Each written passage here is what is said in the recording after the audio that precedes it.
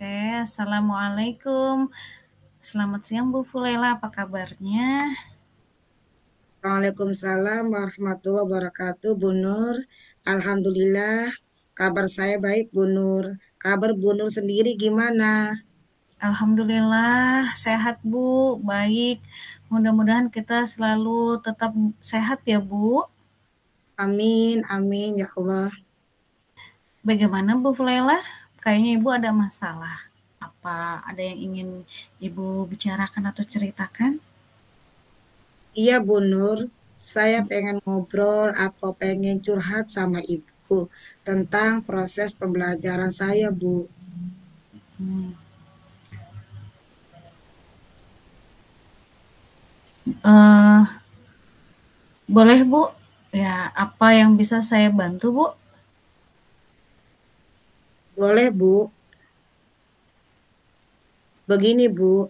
Saya sebenarnya bingung dengan anak didik saya, Bu. Kenapa ya anak didik saya masih ada yang tidak sholat? Padahal Bu, di setiap rutinitas pada pagi hari, saya selalu mengingatkan untuk sholat. Sekarang coba Ibu ceritakan apa yang Ibu alami saat ini. Begini Bu, saya memiliki masalah dalam proses pembelajaran saya tentang nilai agama dan moral Bu. Pada saat kegiatan rutinitas di luar kelas, di mana ketika saat bertanya kepada anak tentang siapa yang tidak sholat. Ada sebagian kecil anak itu menjawab, ada yang sholat, ada juga anak yang mengatakan kalau dia lupa untuk sholat. Dan yang sangat memprihatinkan sekali, Bu, bagi saya yaitu ada salah seorang anak mengatakan kalau dia itu dilarang oleh orang tuanya untuk sholat. Ketika saat itu, saya merasa sedih dan prihatin dengan keadaan ini. Kenapa ya? Kita seorang muslim masih ada yang tidak mau untuk melaksanakan sholat. Jadi saya pengen mendapatkan solusi dari permasalahan ini. Bagaimana ya, Bu?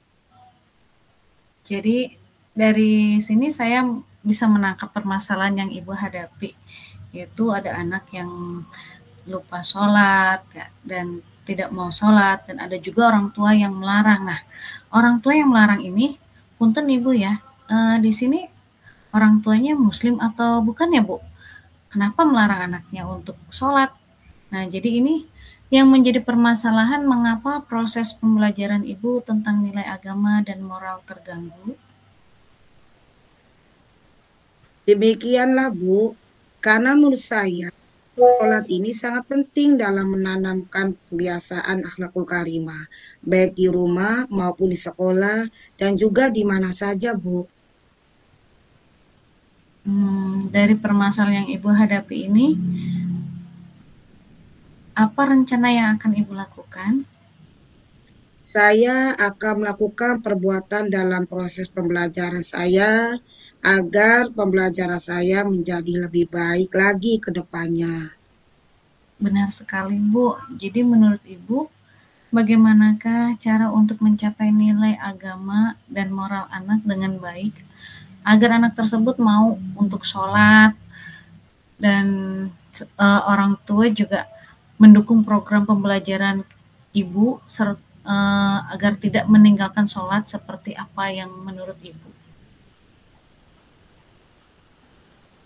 Jadi, kalau menurut saya untuk mencapai nilai agama dan moral anak itu lebih baik, Bu, mungkin kita mulai dengan mengajarkan anak itu belajar berwudu, gerakan sholat, dan baca sholat di sekolah, juga memprogramkan kegiatan sholat duha 1 kali seminggu yang dilaksanakan setiap hari Jumat untuk anak.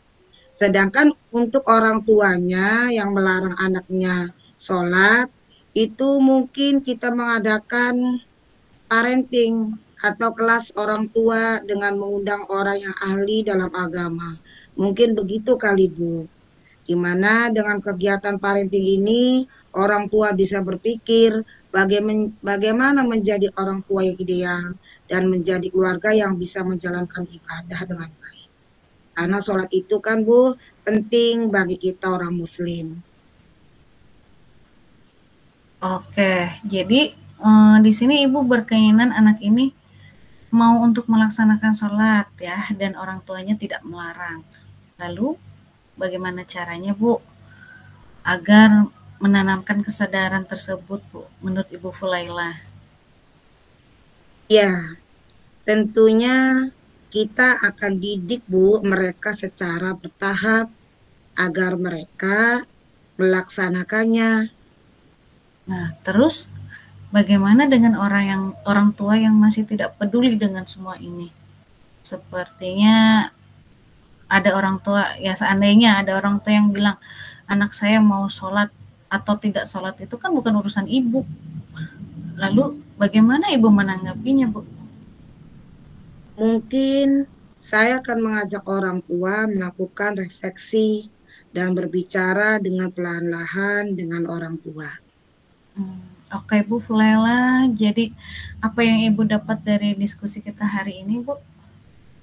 Saya pikir ketika pembelajaran itu kita hanya menjelaskan dan menyampaikan saja Bu kepada anak itu.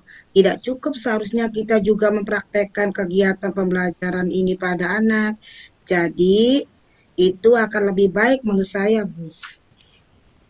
Lalu apa dukungan yang ibu butuhkan untuk berjalannya kegiatan ini?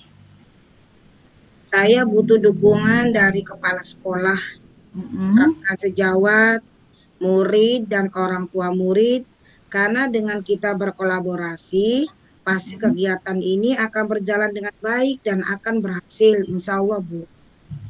Alhamdulillah, bagus sekali Ibu.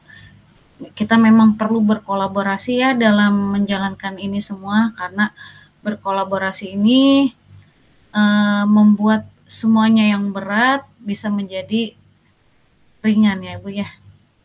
Insya Allah, Bu. Mudah-mudahan bisa diterapkan ya Bu.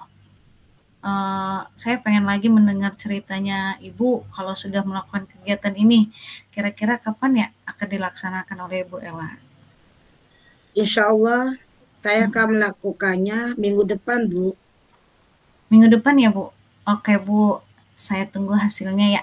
Setelah Ibu mencoba seperti yang Ibu jelaskan tadi, dengan melakukan praktek sholat di sekolah, parenting orang tua atau kelas orang tua, dan melakukan refleksi, sangat luar biasa Bu. Terima kasih banyak atas refleksinya dan sudah mengajak saya untuk refleksi ini. Sama-sama, Bu Nur, sudah menemani saya ngobrol dan curhat.